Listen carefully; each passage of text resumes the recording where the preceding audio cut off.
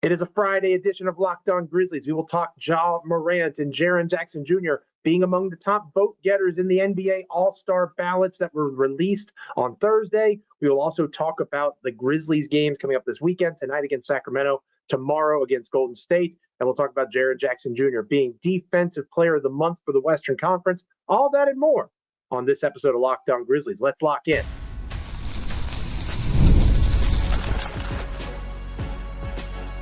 You are Locked On Grizzlies, your daily Memphis Grizzlies podcast, part of the Locked On Podcast Network, your team every day.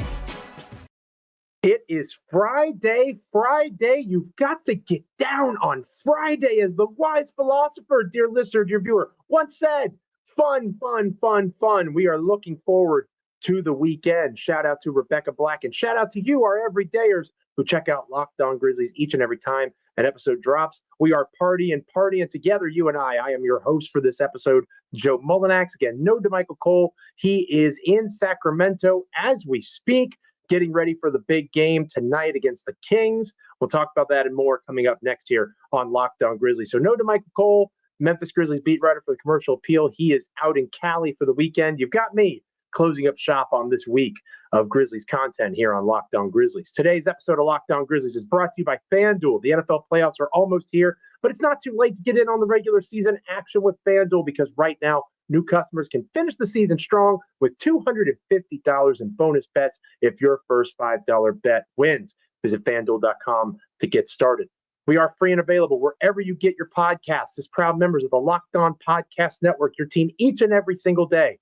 Like, comment, rate, review, subscribe wherever you get your podcasts, Apple, Spotify, Amazon, literally anywhere you get a podcast, you can get Locked On Grizzlies. Be an everydayer each and every time that an episode drops. Be with me, be with DeMichael, be with the two of us. And you can also check out our newsletter, a free daily newsletter, lockedondaily.com. To click on the Memphis Grizzlies tab, and you can get written words from me. There's no artificial intelligence here, although it might be smarter than me. There's no AI. It's all me all the time, each and every day. A newsletter comes out.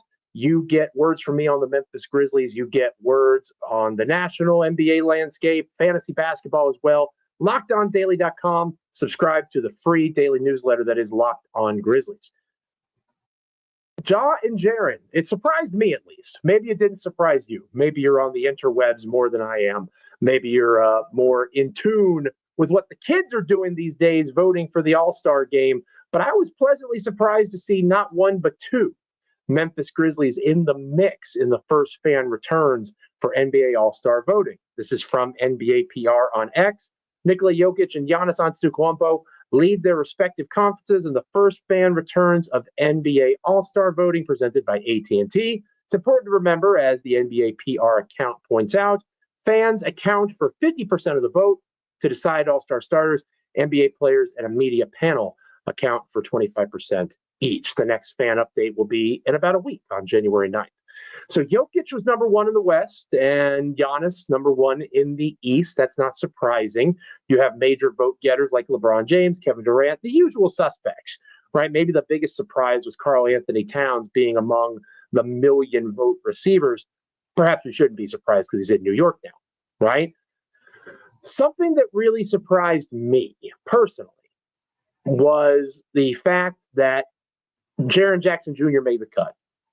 Because Ja Morant being there, even though, when Ja has been on the court, he's had a really strong season. We've talked a lot about his assist numbers, having one of the best seasons of his career in that particular way. His defense is much better this season, but he has to stay on the floor. As DeMichael Cole pointed out on yesterday's show, he's been injured 3 times already this season. So it's hard to get an accolade like a all-NBA team if you don't get that threshold of games played. And it's possible that Ja doesn't make that mark, right? I think he'll be missing his 14th or 15th game tonight, and it's January. So keeping that in mind, seems unlikely that Ja is going to make the cut for the All-NBA team unless he goes on a pretty impressive run here coming up out of this weekend.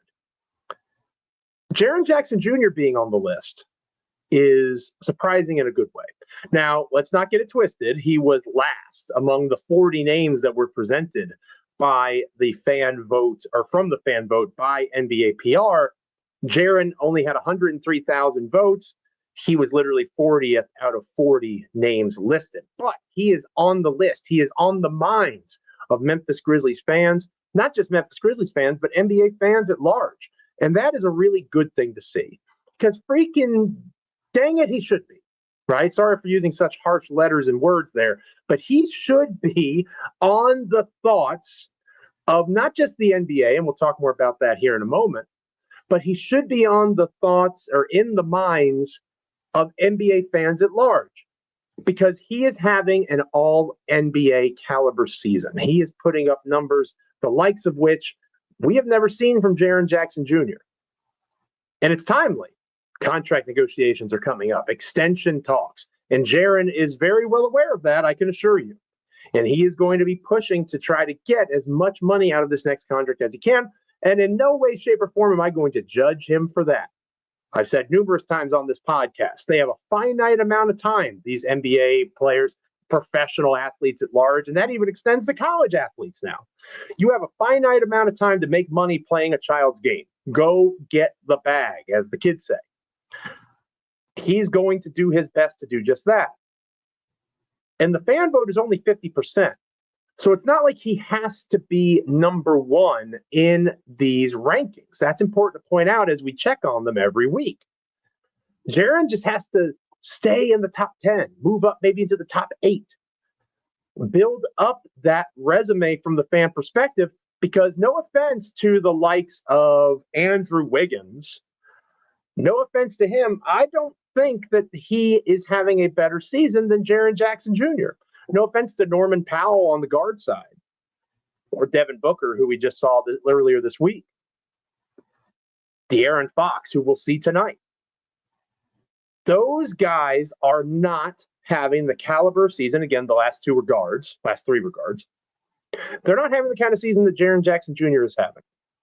I would do one better and say that Kevin Durant is not having the season that Jaren Jackson Jr. is having. All-Star, it might be tougher for Jaren to get into than, say, All-NBA. Because, again, you look at the Eastern Conference, Paolo Banchero is number 4 in the front court. He's been out. And I think Jaren is having a comparable season to Banchero, and he's a better defender than Banchero is. LaMelo Ball is leading the charge for the guards. That is an example of this being a very online process. And obviously the fan voting is online. But the younger generation appreciating LaMelo Ball, who has tremendous talent and is putting up pretty impressive numbers for a really bad Charlotte Hornets team. That guy is not going to be in the All-NBA conversation. Jaren Jackson Jr. will be. But Jaren is going to be in the All-Star conversation. And if he is able to hold on in the Western Conference, and the West is loaded, we've talked about this a lot. If Jaren is able to hold on, that will be another accolade to add to that resume as he tries to get that contract extension. Another accolade could be another defensive player or all defensive team, which he seems very much in the running to get, which we'll talk about here in a moment. But for this Memphis Grizzlies team, the current number 2 seed in the Western Conference, to be among, or to have 2 guys among the top fan vote candidates, Jaren and Ja, especially Jaren, are going to rise up when the media and the players vote, because they know that those guys can go, and they understand that the Memphis Grizzlies are a really good team. The fan vote conversation is skewed because of the small market of Memphis. You've got guys like, the Lakers have both Anthony Davis and LeBron. They have over 2 million votes combined. The 2 Grizzlies players on this list, Ja and Jaren, have a little over 300,000 combined. It's not even close. It's not even a contest. And no disrespect to LeBron James, Jaren Jackson Jr. is having a better season than him. Maybe not Anthony Davis. But LeBron James, absolutely. Jaren is outplaying him. But you just want to be in the mix on those fan counts. So we'll revisit this next week, dear listener, dear viewer. You and I, hopefully DeMichael can be there too. And we'll see how much did Jaren gain? How much did Ja gain? Is Ja back in the mix on the court to be a possible consideration for things like All-Star and All-NBA and all that sort of stuff, especially the All-NBA considerations, because obviously that's not necessarily determined by fan vote. So let me know in the comments. Hit me up on X at Joe Mullinax. How are you feeling Two Grizzlies in that fan vote conversation. The numbers aren't overwhelming, but it's good to see fans acknowledging the season that Memphis is having, and especially Jaren Jackson Jr. Speaking of Jaren, the NBA at large acknowledged Jaren's greatness over the month of December. We'll talk about that next here on Locked On Grizzlies. Stick around.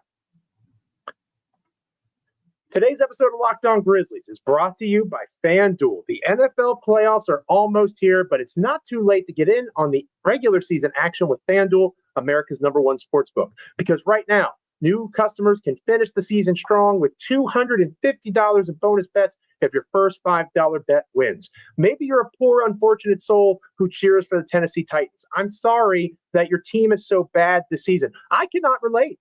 I'm sorry that your quarterback question is unanswered. Will Levis isn't getting the job done. You know who is getting the job done?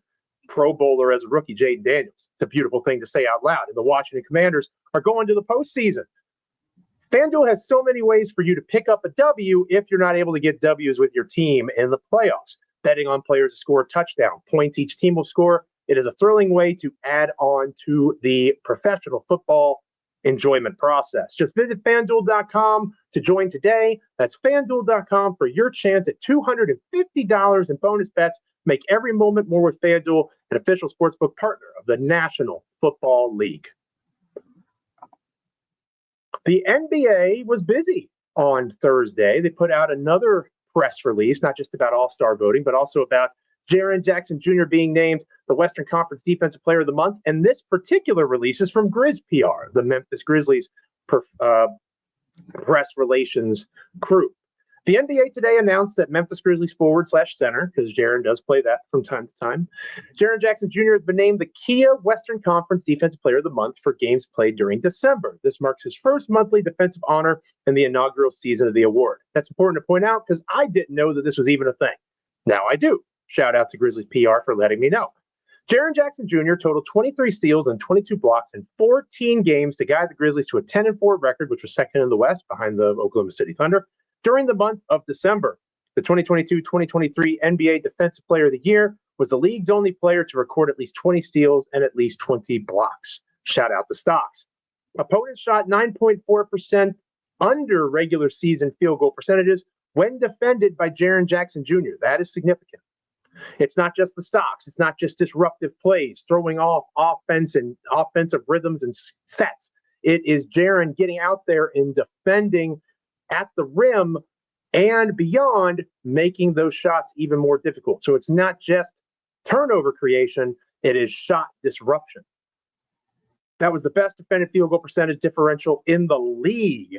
Jaren Jackson Jr. limited opponents to just 40.2% shooting last month. In addition to his efforts on the defensive end, Jackson Jr. was the leading scorer on the league's highest scoring team in December, averaging 22 points in 28.7 minutes per game for a Grizzlies team that set a single-month franchise record, scoring 126.5 points per game. And again, shout out to Grizzlies PR for that release.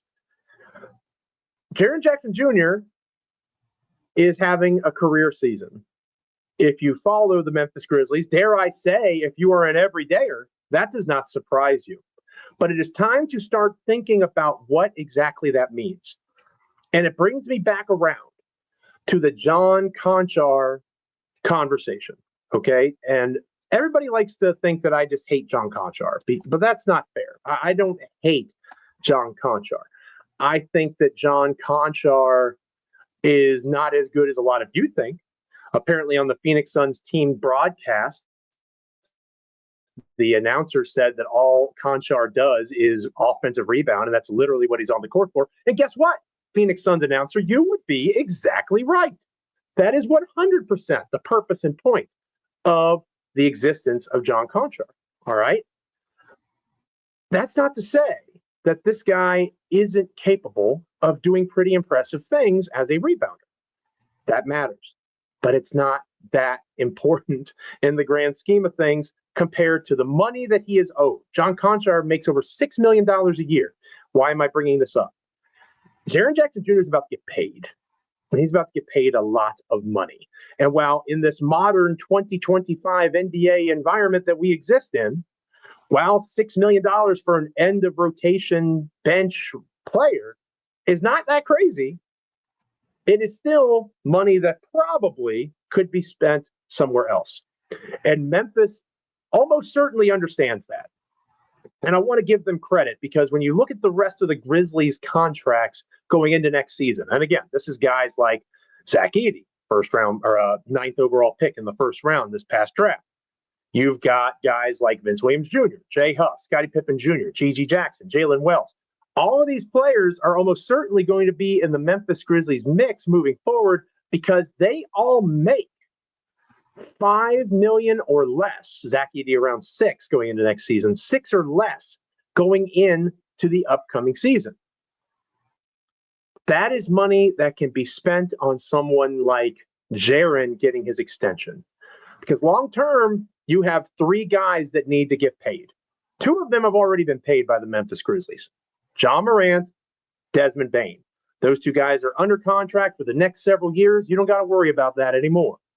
Jaren Jackson Jr.'s sweetheart deal, which is descending in nature, friendly reminder, Jaren Jackson Jr. will make less money next season than he did this. That's about to go away. Because Jaren, this is an honor this past this past month, the Defensive Player of the Month. Guess who's almost certainly going to make an all-defensive team, even if he's not all-NBA, which he should be, even if he's not an all-star, which he should be. He'll make the all-defensive team. And if he does that, that moves him into the next bracket for a contract. We're talking about Jaren Jackson Jr. potentially making over $300 million on his next deal over the span of 5 years. He'll be the highest paid player on the Grizzlies. You know, he'll be the 3rd highest paid player on the Grizzlies, Ja Morant. That's the importance of availability and staying on the court. Ja will be the 3rd highest paid player if all goes according to Jaren Jackson Jr.'s plan. Those 3 guys are going to eat up almost 75%, roughly 75% of the Memphis Grizzlies cap space. You need as many small contracts as possible. Brandon Clark, $12.5 million. Marcus Smart, $21 million, roughly. John Conchar, roughly $6.5 million. You could get by with Smart and Clark if you'd like. Conchar doesn't make a ton of sense at this point.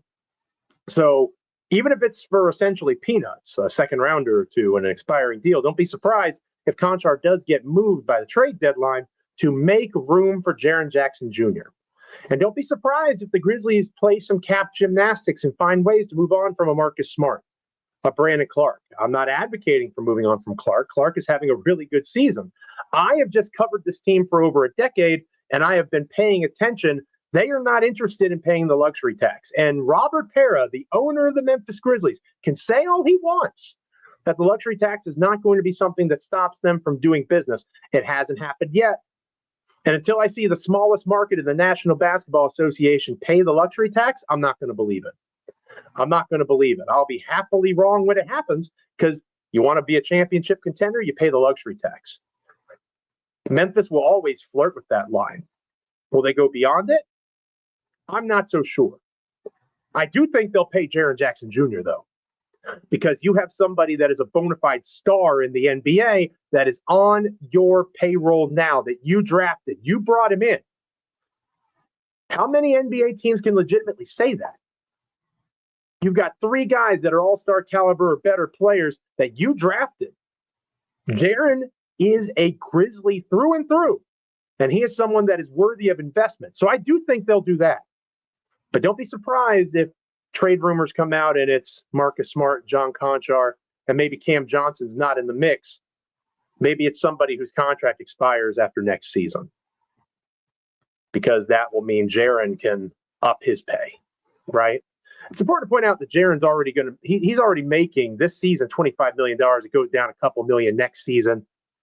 His pay, it'll jump up 13 to 15 mil, right? So you don't have to move on from a Brandon Clark. Marcus Smart, however, it's an interesting question, an interesting thing to point out. Money talks. And Memphis has done an excellent job preparing for this reality. I don't think they trade Jaren in any way, shape, or form. I think Jaren Jackson Jr. is here. They are going to follow the Golden State model. They're going to pay their top 3 guys, and they're going to build everything else around them. You see it in all the contracts that have been signed in the last year or so from those two-way players that have become full-blown players. Cam Spencer is going to be next, spoiler alert. Congratulations to Jaren Jackson Jr. You are earning everything you're getting this season, and that is going to be especially true when you ink that contract extension. The days of discounts are coming to a close when it comes to Jaren Jackson Jr., and that's a good thing for him. The Memphis Grizzlies are going to pay up. Let me know in the comments how you're feeling. Hit me up on X at Joe Mullinax. Jaren's season, do you think he's worth a max contract extension? I most certainly do. Let me know how you're feeling about that, either on X or in the comments. When we come back here on Locked On Grizzlies, we'll close out this Friday edition of the show. Being in the here and now, contract extension talk, that's for 6 months from now, right? Right now, the Grizzlies have a back-to-back tonight against the Kings, tomorrow against the Golden State Warriors. Our DeMichael Cole is out in Cali for those games. We're going to talk about both of them next here on Locked On Grizzlies. Today's episode of Locked On Grizzlies is brought to you by Game Time. I love going to live events, whether it's sports, music, theater, or comedy. One of my favorite memories was attending a concert just this past year. The energy and excitement were unforgettable. Now, Game Time has made it even easier to get tickets to your favorite events with their new feature, Game Time Picks. This feature filters out the fluff to show you only incredible deals on great seats, so you don't have to waste time searching through thousands of tickets. I was looking for tickets for an upcoming game, and the Game Time app was helping me with Game Time Picks, looking for amazing deals, seeing the view from my seat before buying. Super Deal was particularly impressive, offering great seats at unbeatable prices, and the app's all-in pricing shows the total cost up front with no surprise fees at checkout. Take the guesswork out of buying tickets with Game Time. Download the Game Time app, create an account, and use code LOCKEDONNBA for $20 off your first purchase. Terms apply. Again, create an account, redeem the code LOCKEDONNBA for $20 off. Download Game Time today. What time is it? Game time. So the Grizzlies have a weekend back-to-back, right? They play the Sacramento Kings tonight in Sacramento. That is where our DeMichael Cole, the commercial appeal, also of Locked On Grizzlies, is going to be out there with the team. He's also going to be in San Francisco on Saturday night, checking out the Golden State Warriors. Now, we talked about the lay of the land in the Western Conference on yesterday's show, and these are two teams that aren't on the Grizzlies' level, at least not in terms of the standings. Sacramento literally just fired their head coach because of it, right? The Kings expected to be better than 15-19, which is what they were as of this recording. Sacramento expects more. Maybe they shouldn't, right? Maybe this is who they are. But Sacramento had been playing better basketball since they made that decision to move on from Mike Brown, their head coach. The Kings, you would think, would go in the tank a little bit without Brown. They've actually won their last two games. They beat the Dallas Mavericks without Luka Doncic. That's important to point out. But the Kings also knocked off the Philadelphia 76ers, another team that's been playing better basketball of late. And this is a 76ers team that had Paul George on the court, that had Tyrese Maxey on the court. No Joel Embiid. That's important to point out. But still, 2/3 of the Sixers' three-headed monster was out on the floor, and Sacramento was able to pull away late in the fourth to pick up a major win. The Kings are still a good basketball team when they're locked in. De'Aaron Fox had a massive game against Philly. 35 points, 4 assists, 3 rebounds. He scored 35 points on 16 shots, dear listener, dear viewer. That is what we call in the biz efficiency. Then you have Domantas Sabonis, who is having another great season. 21 rebounds to pair with his 17 points, 7 assists. Baby Jokic numbers there for Sabonis. Newsflash, Memphis, still not the most healthy group. Regardless of who plays in this game, containing Fox and Sabonis is going to be huge. And Malik Monk and DeMar DeRozan, the Kings are really a four-headed scoring monster at this stage. They have to find ways to limit Sabonis, DeRozan, Monk, and Fox. Good, strong team defense. We talk a lot about the Grizzlies' minutes. Jaren doing his work in about 28 minutes per game.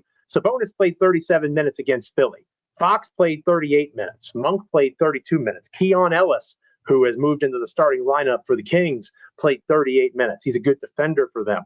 4 steals for Ellis in the contest. So you can't look at the record and say, Memphis should win that game running away. That might be true. The Grizzlies, even in their weakened state, they're able to knock off the Phoenix Suns. They can probably beat just about anybody. Maybe not the Thunder or the couple of teams up top of the Eastern Conference. But Sacramento is down for a reason. And yet, the Kings are playing at home. The Kings have a new energy after the coaching change. This is not the same Sacramento team that's been struggling all season long. So you really want to see good, strong team defense. The Kings don't have an answer for Jaren Jackson Jr., just like Phoenix didn't have an answer for Jaren Jackson Jr. That has to be a point of emphasis, right? That has to be a space where the Grizzlies dominate, getting the ball in his hands, finding ways for Jaren to be that mismatch, and hopefully Jaren continues to find his passing range as teams collapse on him, because these guys get paid millions of dollars. The coaches and the training staffs, they're well aware, right, that they don't have anybody to stop Jaren Jackson Jr. So doubles are coming, traps are coming. Jaren has to be able to swing the ball and get it out to other players and get them going. After the Kings game, the Grizzlies take on the Golden State Warriors. And Golden State is a squad that is also currently floundering, right? They have lost numerous games recently, lost to the Cavaliers. No shame in that. Cleveland is one of the best teams in the NBA. One of their most recent wins was against the Phoenix Suns, right? The same team that the Grizzlies were able to knock off in their currently weakened state due to injury. This is obviously the second night of a back-to-back that the Grizzlies are going to be dealing with. How they handle that, how they look at these minutes. Can Memphis build up a big enough lead against the Kings to find a way to win that contest in not easy fashion, but fast fashion, so they can limit the minutes going into Saturday's game? Golden State, at least in terms of overall body of work so far this season, is the better team, although you could argue Sacramento is the hotter team at the moment. They still have Draymond Green on the court, and boy, oh boy, is that guy struggling, right? Not the most offensively inclined guy, but he's still a great defender, still a good offensive facilitator. He's just not the greatest scorer on the planet. The Golden State Warriors have started leaning more on their young guys, Jonathan Kuminga, Moses Moody in particular. Moody had an extremely efficient 19 points on 8 shots against the Cavaliers recently.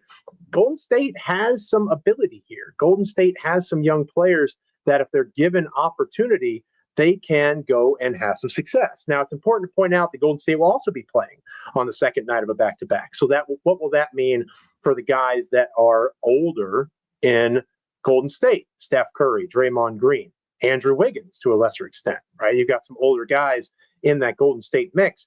How is that going to impact them? This benefits Memphis. Memphis is not the only team playing on a back-to-back, but it is a travel back-to-back for the Grizzlies. Sacramento, San Francisco, not too far away from one another, but the Warriors get to sleep in their own beds. They're going to be in their own houses. The Grizzlies, of course, will not be. Steph Curry is the straw that stirs the drink. He always will be as long as he's there. Dennis Schroeder's getting more comfortable for them, but it's Steph Curry's world. The Grizzlies have to stop Curry. And the good news is, assuming he plays, right, injuries and tiredness and all that sort of stuff, Jalen Wells made Steph Curry miserable recently. Steph had one of his worst games of his NBA career the last time Memphis and Golden State squared off, and Wells was a major reason why. An underrated defender by the rest of the league. He's not underrated in Memphis. He's not underrated by NBA sickos who follow every team and every game quite closely. Wells is having a tremendous rookie year. I'd imagine he'll draw that assignment again. Do not let Steph Curry get hot. Don't let the crowd get the sound, the surge of every time Steph shoots when he's feeling it. Don't let him build that energy. More of the 3 for 11 from Steph, like he shot from 3 against the Cavaliers. That's going to be an important thing for them. And again, much like Phoenix, much like Sacramento, who is going to defend Jaren Jackson Jr.? Oh, no one? No one's going to defend Jaren Jackson Jr.? Keep riding that wave of hot shooting, hot play. Jaren is an all-NBA caliber player this season. He's going to earn a max contract. Let him continue to do just that. Ride through Jaren and Dez. Regardless of who else plays, as long as those guys are on the court, Memphis has a shot. Thank you so much for being with me on this episode of Locked On Grizzlies. The next time we will be together, it will be Monday. We will be talking about both of these games. Kings tonight, Golden State on Saturday night. We'll recap both of them, hopefully with DeMichael Cole back in the fold. We'll also take a look ahead to what is coming up next for the Memphis Grizzlies. Obviously, a busy week continues for Memphis as they prepare for all the difficulty of the upcoming slate. It's not going to be easy by any stretch of the imagination, but DeMichael Cole and I are going to have your back, getting you ready for Grizzlies Mavericks, a game that is now a little bit easier thanks in part to Luka Doncic's injury. No tears from Memphis Grizzlies fans, with Joe Morant and others still on the mend. Hopefully we have some positive news about availabilities of some of these guys going into the Dallas game back in Memphis on Monday night. Make sure you're liking, commenting, rating, reviewing, subscribing wherever you get podcasts. We're proud members of the Locked On Podcast Network, your team each and every single day. Make sure you're on YouTube, Apple, Spotify, Amazon, literally anywhere you get a podcast, you can get Locked On Grizzlies. And also make sure you're checking out our free daily newsletter. Go to LockedOnDaily.com. That is LockedOnDaily.com. Go to the Locked On Grizzlies tab. Get words from me on the Memphis Grizzlies each and every day in newsletter form in your inbox. It is free. It is daily. LockedOnDaily.com. Thank you so much. I hope you have a wonderful weekend. This is Joe Mullinax saying, like, comment, rate, review, subscribe one more time. Be with Michael and I. Be an everydayer if you're not already. Have a wonderful one, and we'll catch you back here Monday.